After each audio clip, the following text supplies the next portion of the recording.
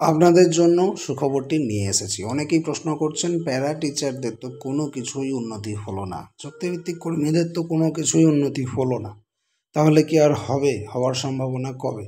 আপনাদেরকে দেখাবো official order. সেখান থেকে যে তথ্যগুলো দেবো সেগুলোতে আপনারা খুশি হয়ে যাবেন। তার সাথে সাথে আপনাদেরকে জানিয়ে দিতে চলেছি কবে আপনাদের উন্নতি হলেও হতে পারে বলে খবর পাওয়া যাচ্ছে। এই নোটিশ একেবারে আপনারা ফাইন্যান্স ডিপার্টমেন্টের অফিসিয়াল সাইট থেকে ডাউনলোড করতে পারবেন। এর মধ্যে কোনো ফেক নেই, original notice. Government of West Bengal finance department audit branch Nabanna, যেটা হচ্ছে 325 এস চ্যাটার্জি রোড, হাওড়া 711102। আর অর্ডার নাম্বারটা দেখবেন 1219। ফাইন্যান্সের এই অর্ডারটা আপনারা ডাউনলোড করে নেবেন ফাইন্যান্সের অফিসিয়াল ওয়েবসাইট থেকে। যারা ফাইন্যান্সের অর্ডার ডাউনলোড করতে পারছেন না, আপনারা এই ওয়েবসাইটে ভিজিট করবেন finance.wb.gov.in। এখানে এসে আপনারা সার্কুলার এবং মেমো থেকে এই সমস্ত সরকারি অর্ডারগুলো ডাউনলোড করতে পারবেন। বেতন বৃদ্ধি সংক্রান্ত এবং সরকারি গুরুত্বপূর্ণ কাজের সংক্রান্ত যাবতীয় অর্ডার এবং সার্কুলার এই মেমো সেকশনে আপনারা পেয়ে যাবেন। এখান থেকেই আমি ডাউনলোড করলাম, আপনাদেরকে দেখাচ্ছি। এর বাইরেও যদি আপনাদের অসুবিধে হয়, এই ওয়েবসাইট থেকে ডাউনলোড করতে না পারেন, তাহলে আপনারা স্মার্ট দুনিয়া টেলিগ্রাম চ্যানেলে জয়েন করে যাবেন। স্মার্ট দুনিয়া টেলিগ্রাম চ্যানেল থেকে আপনারা অর্ডারগুলো ডাউনলোড করতে পারবেন। আমি ওখানে ইম্পর্টেন্ট অর্ডারগুলো শেয়ার করি। চলে এলাম অফিসিয়াল নোটিশে। এখান থেকে আপনাদেরকে দেখাবো কি কি বেনিফিট হয়েছে। অলরেডি আমি এটা নিয়ে আপনাদেরকে বিস্তারিত ভিডিও দিয়েছি, তারপরেও প্রচুর প্রশ্ন, প্রচুর কমেন্ট যে প্যারা টিচারদের কিছু হলো না, আর কিছু কিছু চুক্তিভিত্তিক কর্মচারীদের কিছু হলো না। বিশেষ করে প্রশ্ন এটাও পাচ্ছি, প্যারা টিচারদের তো কিছুই হলো না, তার সঙ্গে বিএসকে ডিইওদেরও কিছু হলো না। বিএসকে ডিইওদেরও বেতন বাড়ার খবর কিন্তু বেরিয়ে আসছে। আশা করা যাচ্ছে খুব শিগগিরই আপনাদেরকে সুখবর দিতে পারবো। তো আপনাদেরকে বিস্তারিত জানাই যে কারা কারা বেনিফিটেড। দর্শক, আপনাদেরকে জানিয়ে রাখি, সিভিক ভলেন্টিয়ার যারা আছেন, আশা ওয়ার্কার যারা আছেন, চুক্তিভিত্তিক গ্রুপ সি লেভেলের কর্মী যারা আছেন, আর গ্রুপ ডি লেভেলের কর্মী যারা আছেন, অবশ্যই যারা ফাইন্যান্সের অর্ডার 9008-এর আন্ডারে আছেন, তাদের জন্যই কিন্তু এই খবরগুলো। সেই সমস্ত গ্রুপ সি এবং গ্রুপ ডি চুক্তিভিত্তিক কর্মচারীদের তো বেনিফিট হয়েছে, সামান্য হলেও হয়েছে। সিভিক ভলেন্টিয়ারদের 1000, গ্রিন পুলিশ, ভিলেজ পুলিশদের সামান্য কিছু হয়েছে।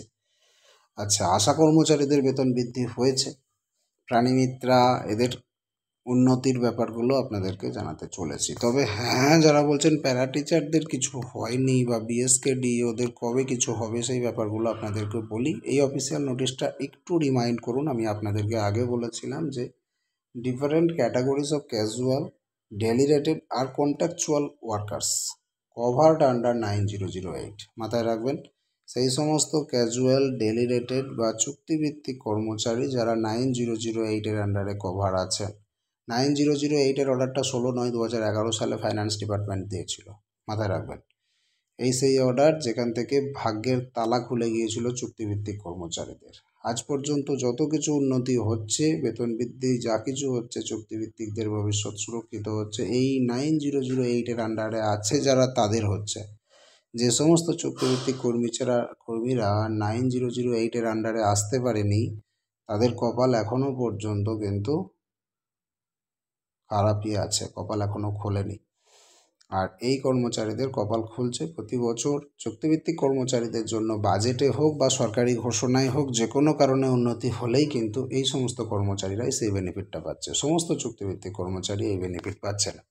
তো যেটা বলছিলাম, এখানে আইটি পার্সোনাল যারা আছে, আইটি পার্সোনালদের জন্য স্পেশাল অর্ডার ছিল 192, আর শুধু চুক্তিভিত্তিক কর্মীদের জন্য অর্ডার ছিল 9008। এইগুলোর আন্ডারে যে সমস্ত আছে কন্ট্রাকচুয়াল এমপ্লয়ি, তাদের বেনিফিটটা হয়েছে। যেমন প্যারা টিচার 1 নম্বরই এখানে পেয়ে যাবেন। প্যারা টিচার যারা বলছেন প্যারা টিচারদের কোনো বেনিফিট হয়নি, খুব ভালো করে দেখুন, প্যারা টিচারদের বেনিফিট হয়েছে। আর কাদের হয়েছে?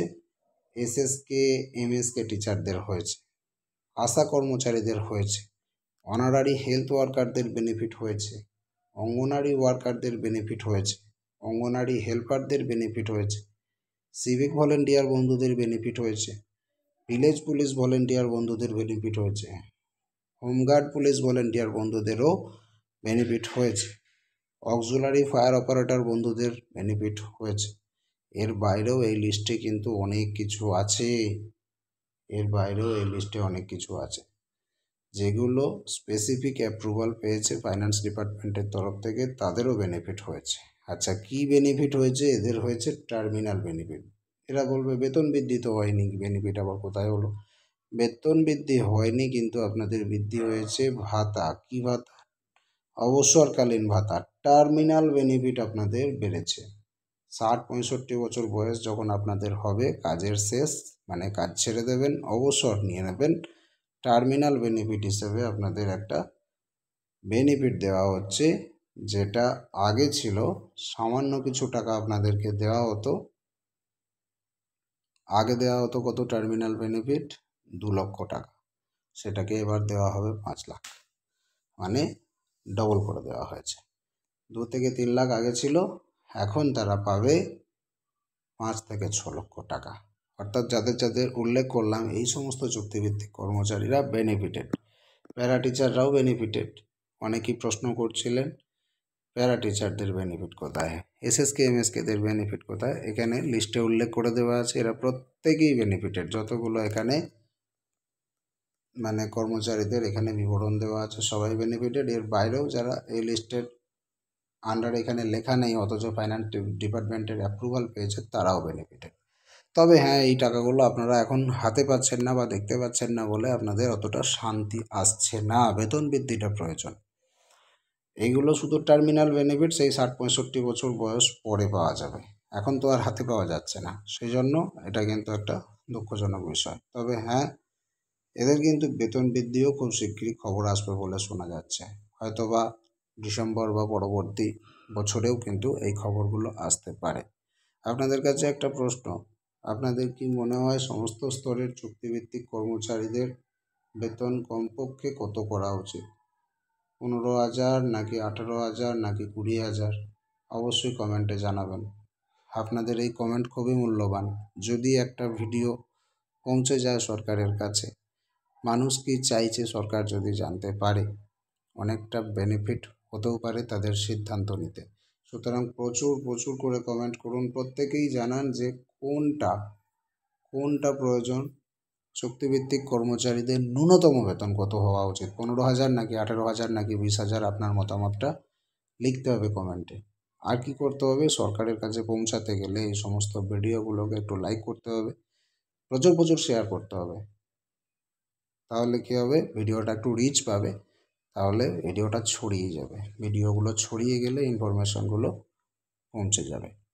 দর্শক, বিএসকে ডিইওদের যে স্যালারি ইনক্রিজের ব্যাপারটা হতে পারে এবছরের শেষের দিকে কোনো একটা ভালো খবর আসতে পারে বলে মনে করা হচ্ছে। দেখা যাক, যে সমস্ত আপডেটগুলো বেরিয়ে আসবে আমি আপনাদেরকে জানাবো। চ্যানেলটিকে একটু কষ্ট করে সাবস্ক্রাইব করে রাখবেন, কোনো পয়সা লাগবে না। চ্যানেলগুলো সাবস্ক্রাইব করে রাখবেন আর ভিডিওগুলোকে দেখে আপনাদের মতামত অবশ্যই কমেন্টে জানাবেন। ধন্যবাদ।